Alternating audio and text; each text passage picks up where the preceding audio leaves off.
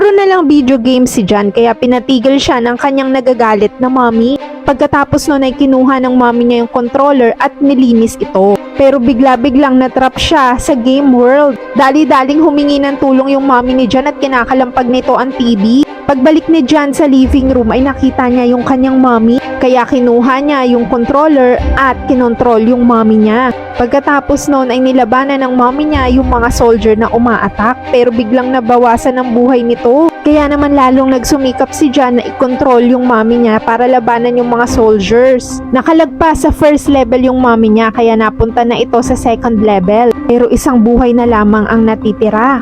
Biglang may nag-appear na monster. Nag-alala si John para sa kanyang mommy. Pero this time nakipagtulungan na yung mommy niya para ma-defeat yung monster. Nanalo ito at nakabalik na siya sa bahay nila. Pagkatapos noon ay dalawa na silang parehong naglalaro ni John.